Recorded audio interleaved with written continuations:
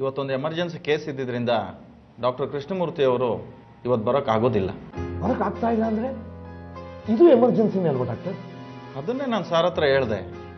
ಅದಕ್ಕೆ ಅವರು ಅವ್ರ ಮಗಳು ಡಾಕ್ಟರ್ ರೇವತಿ ಅವ್ರನ್ನ ಕಳಿಸ್ಕೊಡ್ತಾ ಇದ್ದಾರೆ. ಅವರು ನ್ಯೂರೋ ಸರ್ಜನ್ನು ಸರ್ ಹತ್ರನೇ ಅಸಿಸ್ಟೆಂಟ್ ಆಗಿ ವರ್ಕ್ ಮಾಡ್ತಾ ಇದ್ದಾರೆ.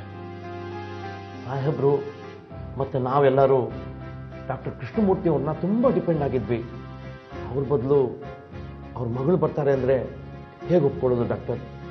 ಅವ್ರಿಗೆ ಅನುಭವ ಇದೆಯೋ ಇಲ್ವೋ ನೋಡಿ. ಅವರೇ, ಕೃಷ್ಣಮೂರ್ತಿ ಅವರು ಕೊನೆ ಕ್ಷಣದಲ್ಲಿ ಬರೋಕ್ಕಾಗಲ್ಲ ಅಂದಾಗ ನನಗೂ ನಿಮ್ಮಷ್ಟೇ ಡಿಸಪಾಯಿಂಟ್ ಆಯಿತು. ಆದ್ರೆ ನಾವೇನು ಮಾಡೋಕ್ಕಾಗುತ್ತೆ? ಡಾಕ್ಟರ್ ರೇವತಿ ಅವ್ರು ಬರಲಿ, ಆಮೇಲೆ ನೋಡೋಣ.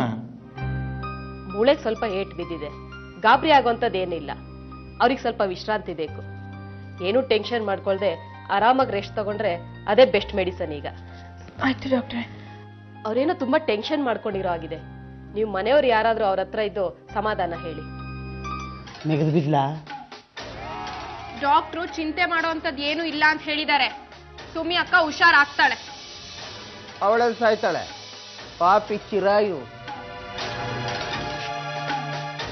ಅಲ್ಲ, ಈ ಡಾಕ್ಟರ್ಗಳಿಗೆಲ್ಲ ಏನಾಗಿದೆ ಅಂತ ಅಲ್ಲಿ ನೋಡಿದ್ರೆ ಅಣ್ಣ ಬೇಗ ಹುಷಾರಾಗ್ತಿದ್ದಾನೆ ಅಂತಾರೆ, ಇಲ್ಲಿ ನೋಡಿದ್ರೆ ಇವಳು ಚೇತರಿಸ್ಕೊತಿದ್ದಾಳೆ ಅಂತಾರೆ. ಬುದ್ಧಿನೇ ಇಲ್ಲ ಅಂತೀನಿ ಇವ್ರಿಗೆಲ್ಲ. ಹೋಗೋರ್ನ ಸುಮ್ಮನೆ ಕಳಿಸೋದಪ್ಪ. ಡಾಕ್ಟರ್ಗಳು ಬುರುಡೆ ಬಿಟ್ಟ ಹಾಗೆ ನಾನು ಭಾಷಣ ಬಿಗಿಬೋದಲ್ವಾ? ಅಣ್ಣ ಇಷ್ಟು ವರ್ಷ ಇದ್ರು ಮುಖ್ಯಮಂತ್ರಿ ಆಗಲೇ ಇಲ್ಲ. ನಾನು ಅವನ ಕನಸನ್ನ ಪೂರ್ತಿ ಮಾಡ್ತೀನಿ. ನಾನು ಈ ರಾಜ್ಯದ ಮುಖ್ಯಮಂತ್ರಿ ಆಗ್ತೀನಿ. ಹಳ್ಳಿಗರಿಗೆ ಸಕಲ ಸೌಲಭ್ಯವನ್ನು ಕೊಡ್ತೀನಿ. ಸೂರತ್ನ ಸಾಲ ಮನ್ನಾ ಮಾಡ್ತೀನಿ. ಹಾಗೆ ಅವರ ಮಗಳ ಗಂಡನೂ ಆಗ್ತೀನಿ. ಇಷ್ಟು ದೊಡ್ಡ ನಾಯಕರನ್ನ ಟ್ರೀಟ್ ಮಾಡೋಕೆ ಅನುಭವ ಇಲ್ಲದೆ ಇರೋ ಡಾಕ್ಟರ್ನ ಕಳಿಸ್ಬಿಟ್ರೆ ನೋಡಿ, ಸಾಹೇಬ್ರ ಬದುಕನ್ನ ರಿಸ್ಕ್ ಒಡ್ಡೋಕೆ ನಾವು ತಯಾರಾಗಿಲ್ಲ. ದಯವಿಟ್ಟು ಡಾಕ್ಟರ್ ಕೃಷ್ಣಮೂರ್ತಿ ಅವ್ರ ನಂಬರ್ ಕೊಡಿ ಪ್ಲೀಸ್. 9845598232 ಡಾಕ್ಟರ್ ಕೃಷ್ಣಮೂರ್ತಿ ಅವರ ನಂಬರ್. ಆದರೆ ಫೋನ್ ಸ್ವಿಚ್ ಆಫ್ ಆಗಿದೆ. At least for another 5-6 days on ಆಗಲ್ಲ. ಉತ್ತರ ಕರ್ನಾಟಕದಲ್ಲಿ ನೆರೆ ಬಂದು ಖಾಯಿಲೆ ಬಿದ್ದಿರೋ ರೋಗಿಗಳನ್ನ ಟ್ರೀಟ್ ಮಾಡಕ್ ಹೋಗಿದ್ದಾರೆ. ಡಾಕ್ಟರ್ ಕೃಷ್ಣಮೂರ್ತಿ ಅವರ ಅಗತ್ಯ ಅಲ್ಲಿ ಹೆಚ್ಚಿದೆ.